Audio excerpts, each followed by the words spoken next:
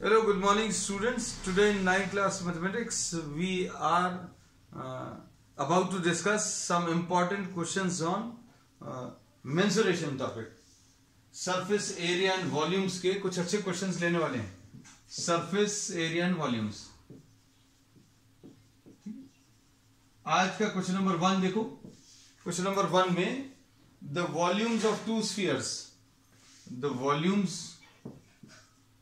of two spheres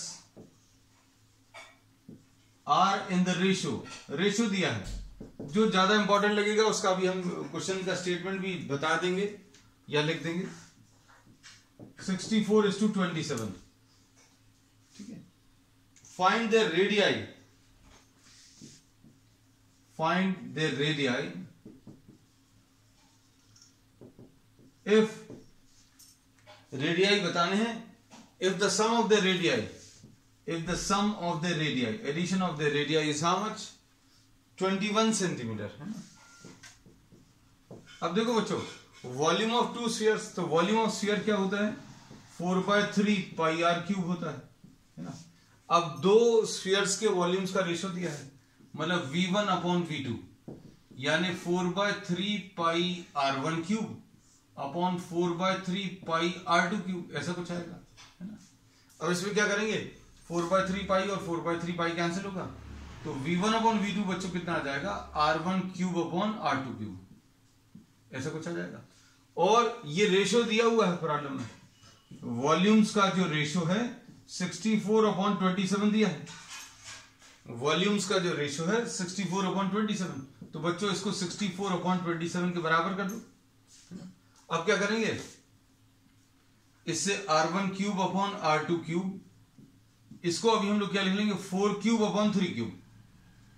64 को अभी हम लोग कैसा लिख सकते हैं बच्चों? 4 क्यूब, और 27 को 3 cube.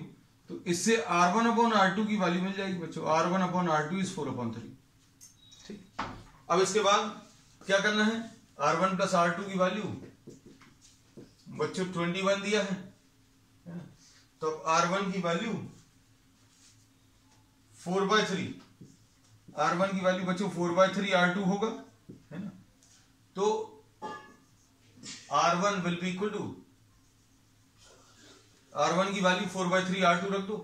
4/3 R2 plus R2 is equal to 21, ऐसा कुछ दिया है ना. अब क्या करेंगे? इसमें एलसीएम ले लो बच्चों, सॉल्व कर लो. 4R2 plus 3R2 is equal to 21. तो 7R2 will be equal to 3 into 21. 7 3s are, तो R2 की वैल्यू बच्चों 9 आ जाएगी. R2 की वैल्यू 9 आ गई, है ना. अब R2 की वैल्यू अगर 9 है तो इसमें वैल्यूज रख लो. R1 plus R2 is equal to 21 है, तो R1 की वैल्यू 21 माइनस 9 यानी कि 12 आ जाएगा. So R2 is 9 and R1 is what? 12 centimetre. तो this is how will be calculating. और बच्चों कई बार प्रॉब्लम्स में, अब जैसे आजकल जो क्वेश्चंस आ रहे हैं मल्टीपल चॉइस टाइप के, है ना, उसमें अगर आपको ऑप्शंस दिए हैं तो आप ऑप्शन से चेक करना. फाइंड द रेडियाई, रेडियाई निकालने को बोला है, तो बच्चों आपको आंसर्स में अगर ऐसा कुछ दिया है जैसे 10 और 11, है ना. अब सपोज सेकेंड ऑप्शन 9 और 6 दिया है. थर्ड ऑप्शन आपको सपोज फॉर एग्जांपल 12 और 9 दिया है ना. ऐसे कुछ ऑप्शंस दिए हुए, है ना. तो अब इसमें सोचकर देखना अच्छे से कि रेशियो जो है 64 और 27 है ना. मतलब रेशियो ऑफ द वॉल्यूम्स में R1 cube upon R2 cube आने वाला है ना. तो नंबर्स को क्यूब करें, अगर नंबर्स को क्यूब अगर करें और उनको डिवाइड करें तो क्या कुछ कैंसिल होकर 64/27 आएगा क्या? और दूसरा एक और इंपॉर्टेंट फैक्टर क्या दिया है? सम जो है 21 है, तो एडिशन 21 आप देखो तो एडिशन 21 इसमें तो नहीं आ रहा. एडिशन 21 रेडियस का 10 + 11 21 इसमें आ रहा है, और इन दोनों को ऐड करने पर भी 21 आ रहा है. तो मतलब इन दोनों में से कोई आंसर हो सकता है. अब वॉल्यूम अगर लेना है तो बच्चों कैसे मिलेगा? 12 का क्यूब अपॉन 9 का क्यूब. चेक करके देख लो बच्चों, 12/9 यानी 12/9 है क्यूब करेंगे 3 4 और 3 3 है। तो आपको अब इसमें ज्यादा दिमाग लगाना है एमसीक्यूज में कि किस टाइप से आंसर निकाला जा सकता है ना, और इस चीज को आप आगे तक डेवलप भी करना है, क्योंकि आपको कॉम्पिटिटिव एग्जाम्स फेस करने हैं। तो you should have some technique in which you can extract the answer from the question in a very short time. तो ये चीजें अब हम लोग डिस्कस करते चलेंगे।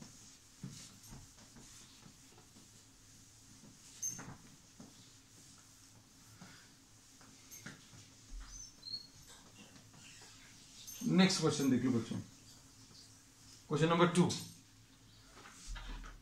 आज का। The length of the longest pole that can be put in a room. Question number 2 में length of the longest pole that can be put in a room.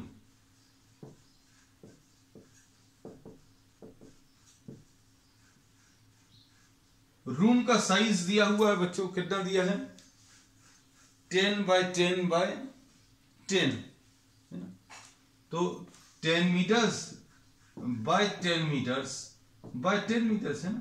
तो अब हम लोगों को यह पता चल गया कि ये क्यूबिकल शेप का रूम है, और लॉन्गेस्ट जो रॉड रहेगी उसको प्लेस करने के लिए आपको इसको डायगोनली प्लेस करना पड़ेगा। मतलब कहां पर रखना पड़ेगा, ये चीज आपको इमेजिनेशन से आना चाहिए। मतलब you will have to put this rod such that one of the ends is lying at this corner and the other one is lying at this corner.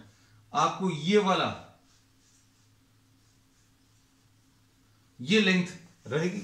अब ये लेंथ निकालना है, तो ये length will be what, this can be found by taking this right angle triangle. ये right angle triangle ले लो। कौन सा वाला राइट एंगल ट्राइंगल बच्चों, देखो दिख रहा होगा, ये वाला बेस का डायगोनल और ये हाइट। अब बेस का डायगोनल कैसे मिलेगा बच्चों, ये वैसे इसका तो एक डायरेक्टली फॉर्मूला है जो भी हम पहले भी बता चुके हैं, लेकिन सिर्फ एक्सप्लेन करने के लिए या कॉन्सेप्ट डेवलप करने के लिए हम सारी चीजें बता रहे हैं। अब जैसे आंसर ही अगर आपको निकालना है तो लेंथ का स्क्वायर मतलब 10 स्क्वायर, ब्रेड्थ का स्क्वायर यानी 10 स्क्वायर, और हाइट का स्क्वायर यानी 10 स्क्वायर, ऐसा कुछ आएगा है ना। तो ये कितना आ जाएगा बच्चों 100 प्लस 100 प्लस 100 यानी स्क्वायर रूट ऑफ 300 आएगा, और स्क्वायर रूट ऑफ 300 मतलब 10 root 3 will be the answer है ना। तो ये आंसर आ गया। लेकिन अभी हम लोग ये बोलते हैं बच्चों, अगर ये L है, ये L है, ये B है, तो बेस का जो डायगोनल है, बेस का जो डायगोनल है बच्चों को कैसे मिलेगा, under root of L square plus B square, ऐसा कुछ आ गया। और ये L square plus B square है, ये H है, ये L square plus B square है अंडर रूट, और ये H है। तो डायगोनल कैसे मिलेगा, फिर से पाइथागोरस थ्योरम। तो कैसे मिलेगा, इसका स्क्वायर यानी L square plus B square, और इसका स्क्वायर, इसको ऐड कर दो। So this is how we arrive at the formula है ना। अब बेटा स्क्रीन ब्लर है, nothing can be done in between है ना बेटा। अभी हम लोग कुछ नहीं कर सकते, you just wait for the network to improve है ना, नथिंग कैन बी डन। क्योंकि नेटवर्क बेस्ड है बच्चों, ये तो कुछ लोगों को समस्या हमेशा जाएगी ही है ना।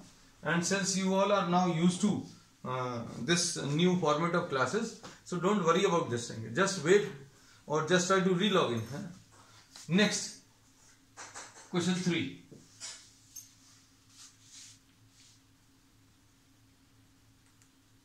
अब क्वेश्चन नंबर 3 में एक सिलेंडर में रेडियस को डबल किया, in a cylinder radius is doubled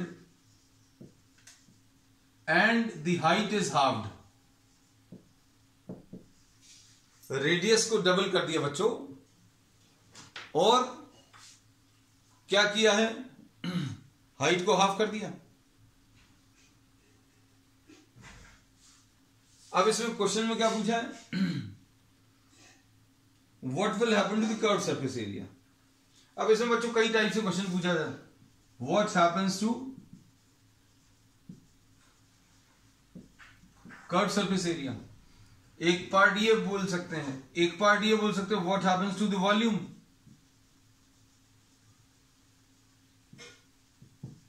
है ना। तो ये दो चीजें पूछ सकते हैं। अब कैसे पता चलेगा बच्चों, देखो वॉल्यूम और कर्व सरफेस एरिया का पहले फॉर्मूला लिख लें। तो वॉल्यूम बच्चों पाई आर स्क्वायर एच होगा और कर्व सरफेस एरिया कितना आ जाएगा 2 पाई आर एच। तो एक एक करके अभी हम लोग डिस्कस कर ले रहे हैं। कर्व सरफेस एरिया को अभी हम लोग सी लिख दे रहे हैं और वॉल्यूम को तो वी लिखा हुआ है, इसको अभी हम लोग अलग से रखेंगे। अब क्या किया, कर्व सरफेस एरिया देखो बच्चों, कर्व सरफेस एरिया में ध्यान से देखना 2 पाई आर। अब आर को क्या किया बच्चों, आर को डबल कर दिया, तो ये देखो 2r लिख दिया। आर को डबल करना मतलब आर की जगह कितना 2r ले लें। फिर उसके बाद क्या बोला है बच्चों, हाइट 2 पाई आर एच है, तो एच को इन्होंने क्या बोला, एच इज हाफ्ड, एच को हाफ कर दिया तो h/2 लिख लिया। तो क्या चेंज आया वैल्यू में, तो वैल्यू में तो देखो बच्चों 2 और 2 कैंसिल हो गया, ये 2 पाई आर एच। तो हम लोग क्या बोलेंगे, there is no change in curve surface area, no change in curve surface area. Curve surface area में चेंज क्यों नहीं आया बच्चों, एक आर और एक एच मल्टीप्लाई होता है, आर को डबल कर दिया, आर को डबल किया और एच को हाफ कर दिया, है ना। तो क्या होगा, ये दोनों एक दूसरे के इफेक्ट को कैंसिल करेंगे। लेकिन यहां पर क्या होगा, वॉल्यूम में, तो वॉल्यूम में चेंज आएगा बच्चों। वॉल्यूम में कैसे चेंज आएगा, क्योंकि पाई आर स्क्वायर एच होता है। अब देखना, इसको अगर डबल किया तो 2r का होल स्क्वायर हो जाएगा, है ना, मतलब ये 4 टाइम्स हो जाएगा। और h जो है इधर तो 4 का मल्टीप्लीकेशन आ गया इधर, लेकिन नीचे 2 आएगा, है ना। हम डिटेल में सॉल्व करके बताते हैं अभी इसको।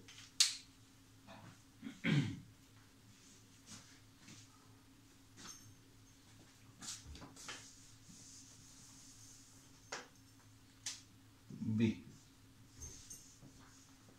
पाई आर स्क्वायर एच है, आर की जगह 2r कर दिया, है ना, और whole square into h, h की जगह क्या आ जाएगा बच्चों, h/2। अब क्या होगा v dash will be equal to, radius को डबल कर दिया और हाइट को हाफ कर दिया, तो ये आ जाएगा पाई m2, ये आ जाएगा 4r स्क्वायर, है ना, और इधर कितना आ जाएगा बच्चों, h/2 आ जाएगा। तो ये 2 और 2 कैंसिल होगा, तो क्या आ जाएगा 2 पाई आर स्क्वायर एच, है ना। तो अब वॉल्यूम कितना हो गया बच्चों, पाई आर स्क्वायर एच तो पहले से था, है ना, तो पाई आर स्क्वायर एच की जगह आप v रख दो, तो नया वॉल्यूम कितना आ गया, v dash, this becomes 2 times the original volume. This becomes what, 2 times the original volume। ठीक है बच्चों। अब देखो नेक्स्ट क्वेश्चन, क्वेश्चन नंबर 4 आज का।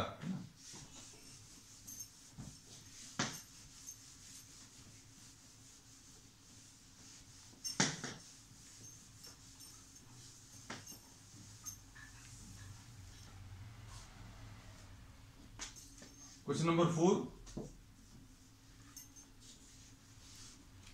इसमें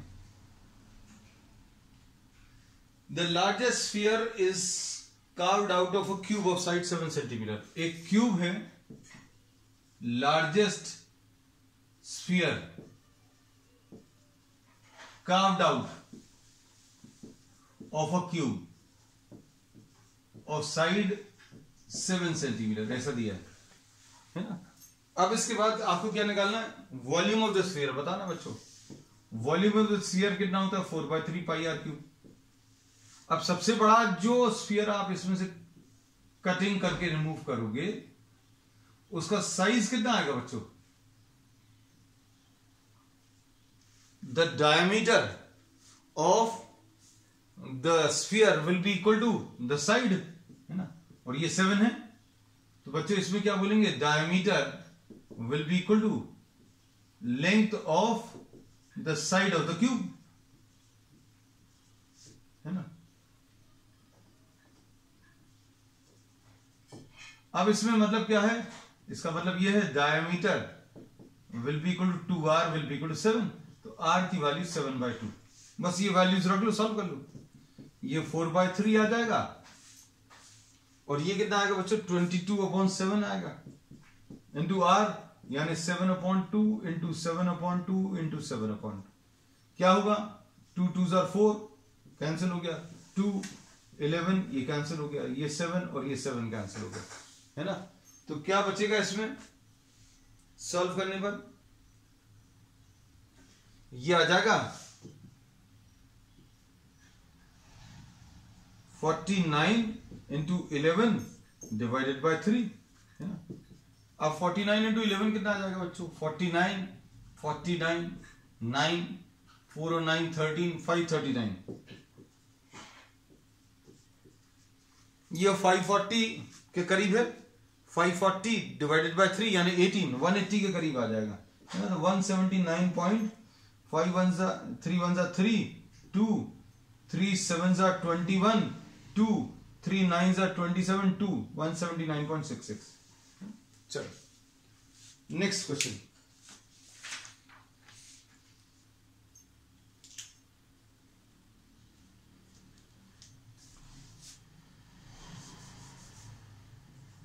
क्वेश्चन नंबर 5। अब क्वेश्चन नंबर 5 पे देखो,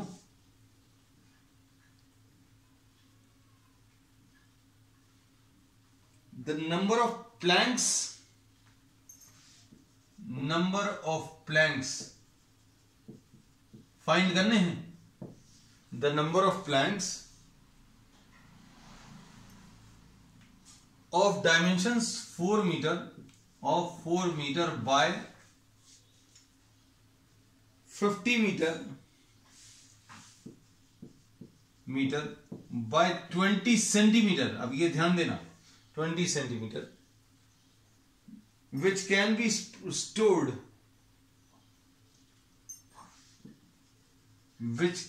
stored in a pit, है ना। पिट मतलब एक गड्ढा, है ना। If you are removing some earth, then the depression which is left is called the pit, है ना। अब पिट का साइज दिया है बच्चों 40 by 12 by 160,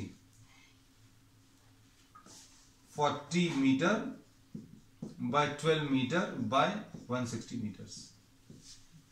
अब इस टाइप की प्रॉब्लम्स में जहां पर नंबर बताना है, क्या करेंगे बच्चों, कितने नंबर बताने हैं, नंबर ऑफ प्लैंक्स अगर आपको बताने हैं तो अभी हमने यही बोला है, number into volume of one plank will be equal to volume of the pit. अच्छे सुनना, वो जो गड्ढा है, वो जो पिट है, उसको किससे भर रहे हैं, प्लैंक्स से भर रहे हैं। तो कितने प्लैंक्स, तो n into volume of one plank, n into volume one plank will be equal to volume of the pit. अब ये बताओ वॉल्यूम ऑफ वन प्लैंक कितना आएगा बच्चों, 4 metre by 50 metre by 20 by 100। ये इंपॉर्टेंट है बच्चों, ये अगर छूट गया तो आंसर गलत आएगा। वॉल्यूम ऑफ द पिट ये 40 बाय 12 बाय 160, बस इसको सॉल्व कर लो। सॉल्व करने पर ये कैसा मिलेगा, निकाल सकते हैं।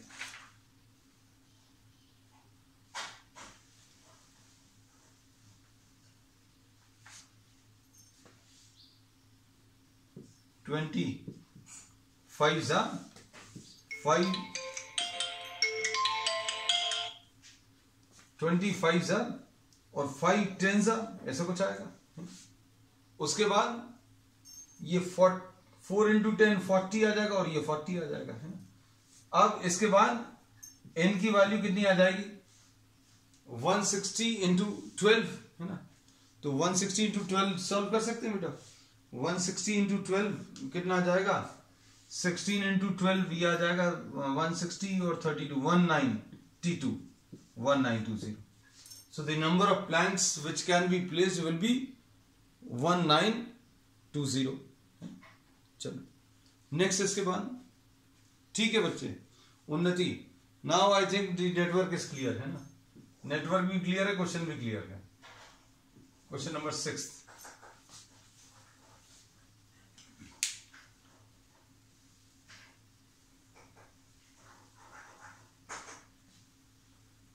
क्वेश्चन नंबर 6 में एक कोन को बच्चों किस में कन्वर्ट कर दिया, स्फीयर में कन्वर्ट कर दिया।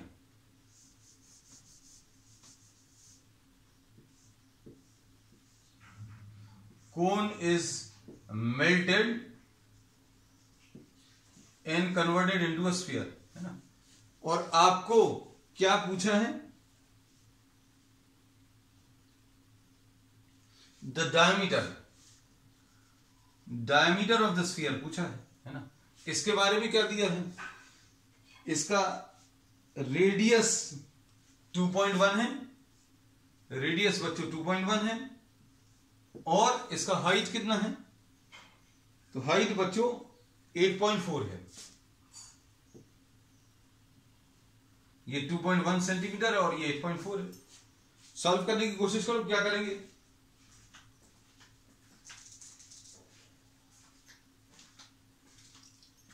इसमें अगर आपने किसी एक ऑब्जेक्ट को दूसरे ऑब्जेक्ट में कन्वर्ट किया तो क्या चीज सेम रहेगी बच्चों, वॉल्यूम सेम रहेगा, है ना। तो अब आप वॉल्यूम दोनों को इक्वेट कर दो, किसका volume, volume of the cone and the volume of the cube, इन दोनों को इक्वेट करो, what do we get, just 1 minute.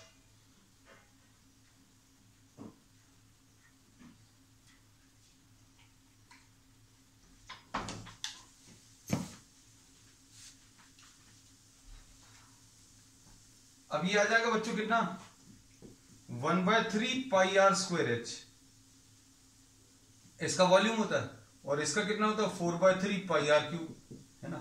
दोनों को इक्वेट करें वैल्यूज रखकर, ये 1/3 पाई आर कितना है बच्चों 2.1 इंटू 2.1 इंटू एच कितना है 8.4 is equal to 4/3 pi r cube, है ना। अब बताओ इसमें ये 3 और 3 कैंसिल होगा, पाई और ये पाई कैंसिल होगा, 4 बच्चों इससे कैंसिल हो जाएगा, कितना 2.1 आएगा, तो 2.1 का cube is equal to r cube, तो आर की वैल्यू बच्चों 2.1 आ जाएगी, तो आर इज 2.1 सेंटीमीटर, है ना। तो क्वेश्चंस बच्चों ये ऐसे हैं जो आपको एमसीक्यूज में आने के लायक हैं, मतलब कैलकुलेशंस बहुत ज्यादा टफ नहीं है ना।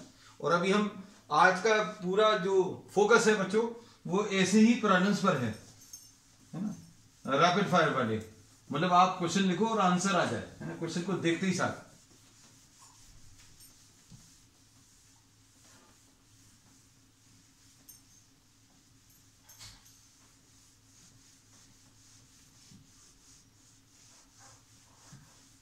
नेक्स्ट क्वेश्चन नंबर 7 देखो,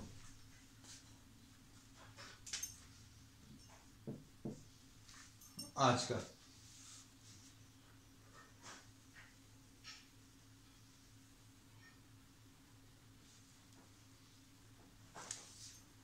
एक ग्रैनरी दिया है, ग्रैनरी मतलब जहां पर ग्रेन्स रखते हैं, granary of size 8 metre by 6 metre by 3 metres, 8 metres by 6 metre by 3 metres, है ना बच्चों।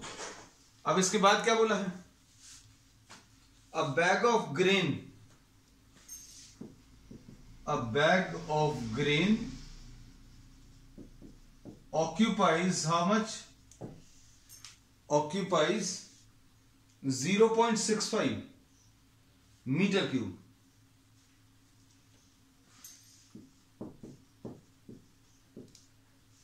है ना।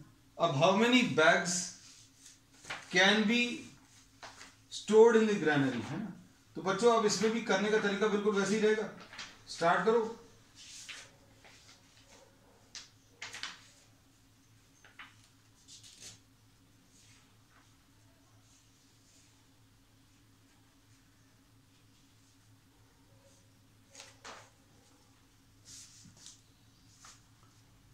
अब इसमें अभी हम लोग क्या बोलेंगे बच्चों, देखो n into volume of 1 bag, ये अभी हम लोगों ने जैसे प्लैंक्स का लिया था बिल्कुल वैसे ही, n into volume of 1 bag will be equal to the volume of the granary.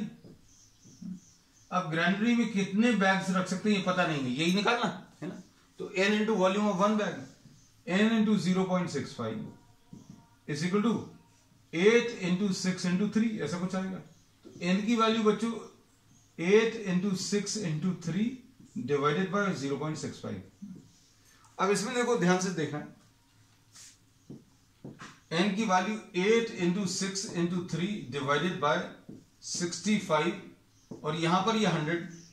अभी हम लोगों ने क्या कर लिया, डेसिमल्स रिमूव कर दिए, 5 13s are 5 20s are, ऐसा कुछ आ गया है ना। अब 8 6 48, ये देखो ये 2 3s are 6, 2 3s are 6, 6 are 36, 36 into 8, 8 6 are 48, 8 3s are 24 and 4 28 है ना। तो ये बच्चों 2 8 8 0 डिवाइडेड बाय 13। तो अब कैसे सॉल्व करेंगे, 13 2s are 26, 2 आ जाएगा, फिर से 13 2s are 26 बच्चों है ना। अब इसमें 2 आ जाएगा, 13 1s are 13, 7 बचा है ना, 13 5s are 65 है ना, 13 5s are 65 50 और 13 4s are 50 है ना। तो अब इसमें बच्चों थोड़ी सी ये एक कैची सिचुएशन है, कैसे कि अब ये 221 इसमें आंसर देंगे कि 222 देंगे है ना, क्योंकि इसमें मान लीजिए आपको 221 भी आंसर के ऑप्शंस में और 222 भी है। तो सोचकर देखो बच्चों, किसी एक जगह की कैपेसिटी है कुछ है ना, उसको अगर फिल करना है बैग्स से है ना, तो आप 221.5 एग्जैक्ट वैल्यू आई है कि आप कितने बैग्स रख पा रहे हैं उधर पर 221.5, लेकिन नंबर ऑफ बैग्स पूरे आंसर में बताने हैं है ना। तो 221.5 तो एग्जैक्ट वैल्यू कि भाई 221 बैग्स रख दो, फिर आधा बैग और रख दो, लेकिन होल नंबर में आंसर बताना है। होल नंबर में बच्चों अगर आंसर बताना है तो आप इसमें एक कम वैल्यू लेंगे। So we will specify that 221 bags can be placed. अब 222 अगर रखने हैं, हाँ ठीक है बच्चे, वहीं परफेक्टली ओके। इसमें अभी हम लोग बोले 222 नहीं रख सकते क्योंकि उसकी कैपेसिटी ही 221.5 की है ना। So you can place how many 221 bags है ना। चलो अच्छा क्वेश्चन था ये। नेक्स्ट क्वेश्चन बच्चों,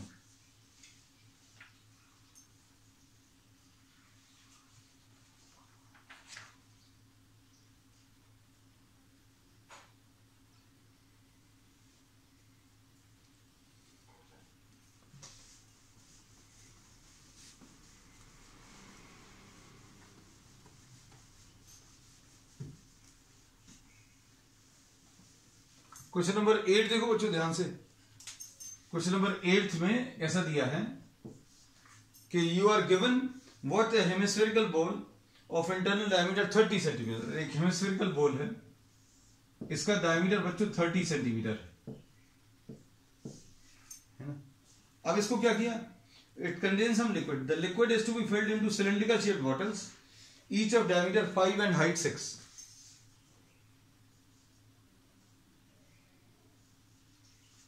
इसको बॉटल्स में फिल करना है इसका लिक्विड, और इसका डायमीटर 5 है और हाइट 6 है। डायमीटर 5 सेंटीमीटर और हाइट 6 सेंटीमीटर। अब ऐसी कितनी बॉटल्स को फिल किया जा सकता है नहीं पता है ना। तो this liquid is to be transferred, liquid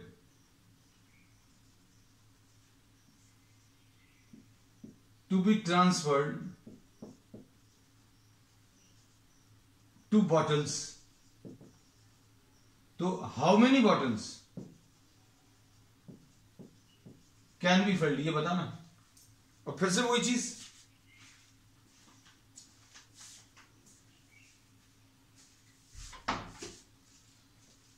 क्या चीज कह सकते हैं बच्चों, n into volume of one bottle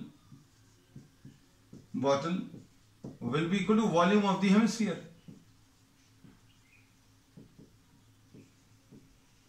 ये यूज करेंगे। अब n into volume of one bottle बच्चों, ये आ जाएगा पाई। इसका रेडियस कितना आएगा बच्चों, देखो सिलेंडर का, तो सिलेंडर का रेडियस जो है 5/2 आएगा, और h कितना बच्चों, तो h 6 है। Volume of hemisphere 4/3 pi r cube, इसका रेडियस कितना 15, तो ऐसा कुछ आएगा। अब ये पाई और पाई कैंसिल होगा और n की वैल्यू बता सकते हैं, n इंटू 25/4 into 6 is equal to 4/3 into 15 into 15 into 15, है ना, थोड़ा सा इधर करके लिख लिया। अब क्या करेंगे बच्चों, इसमें n will be equal to 4 into 15 into 15 into 15, ठीक है, डिवाइडेड बाय 3 है, ये 4 इधर चला गया। अच्छा 4 को इधर ले जाना बच्चों, एक 4 ऑलरेडी था, है ना, और एक 4 और हो जाएगा, है ना, तो ये 2 4 हो जाएंगे, और नीचे क्या आ जाएगा, एक 3 था और एक 25 था, एक 6। अब सॉल्व कर लो। अब इसको अगर आप सॉल्व करोगे, 5 3s are 5 5s are 5 3s are, ऐसा कुछ। अब 3 1s are 3, 2s are 2। अच्छा एक गड़बड़ और हुई है, किसी ने ध्यान नहीं दिया, वॉल्यूम ये वॉल्यूम ऑफ हेमिस्फीयर बच्चों 1/2 आना है ना, यहां पर ये 1/2। चलो अभी हमें अच्छा हुआ लास्ट तक दिख गया, है ना, तो बच्चों एक 2 और कैंसिल होगा, तो 15 4 60 cylindrical bottles can be filled. बस यही इसका आंसर है। चलो नेक्स्ट, इसके बाद बच्चों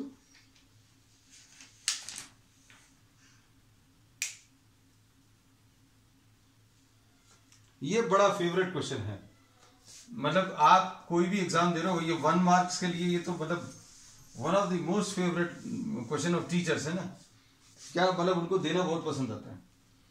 volume and surface area of a sphere are numerically equal. Question number 9, volume and surface area of a sphere are numerically equal, है ना। न्यूमेरिकली इक्वल का मतलब क्या है बच्चों, वैसे ये दो अलग अलग चीजें हैं, दो अलग अलग चीजें, मतलब एक एरिया मेजर कर रहा है, एक वॉल्यूम मेजर कर रहा है, तो दो चीजें, ये दो मतलब अलग अलग टाइप की चीजें कभी इक्वल नहीं हो सकती, लेकिन नंबर इनका सेम हो सकता है। भाई एरिया पूछा, उनने बोला 112, कहले वॉल्यूम 112, तो दोनों इक्वल हो सकते हैं, लेकिन दोनों का नंबर सेम होगा, है ना, दोनों अलग अलग चीजें हैं। जैसे अभी हम बोले भाई यहां से ए स्टेशन से बी स्टेशन तक, ए स्टेशन से बी स्टेशन तक डिस्टेंस कितना है, कहने लगे 100 किलोमीटर्स, है ना। और फिर अभी हमने पूछा कि भाई weight of the luggage which you are carrying, कहले वो 100 kg, है ना। तो अब हमने क्या बोला, यहां से वहां तक का डिस्टेंस 100 किलोमीटर्स है, और जो लगेज आप कैरी कर रहे हो वो कितना 100 kg, तो नंबर सेम है, लेकिन क्या दोनों बराबर होंगे, भाई 100 किलोमीटर्स क्या 100 kg के बराबर हो सकता है, नहीं हो सकता। नंबर न्यूमेरिकली इक्वल हो सकते हैं, नंबर्स कैन बी इक्वल, है ना। तो इसलिए इन्होंने ये क्लियरली लिखा है कि volume and surface area of a sphere are numerically equal, है ना, क्योंकि दो एक जैसी चीजों को आप कंपेयर कर सकते हो, है ना। तो अब इसमें क्या आएगा बच्चों, देखो वॉल्यूम 4/3 पाई आर क्यूब आएगा, और ये कितना आएगा बच्चों, ये 4 पाई आर स्क्वायर, है ना। अब इसको सिंप्लीफाई कर लो, सिंप्लीफाई करने में बच्चों क्या आ जाएगा, इसमें पाई और पाई कैंसिल होगा, 4 और 4 कैंसिल होगा, और बच्चों क्या कैंसिल होगा, आर स्क्वायर इधर कैंसिल होगा, तो आर की वैल्यू बच्चों इसमें कितनी 3 आ जाएगी। तो इसमें रेडियस जो है, रेडियस विल बी 3 यूनिट्स, ठीक है। तो बच्चों अब आज के लिए इतना ही, we will continue with many more such problems on the next time. That's all for today.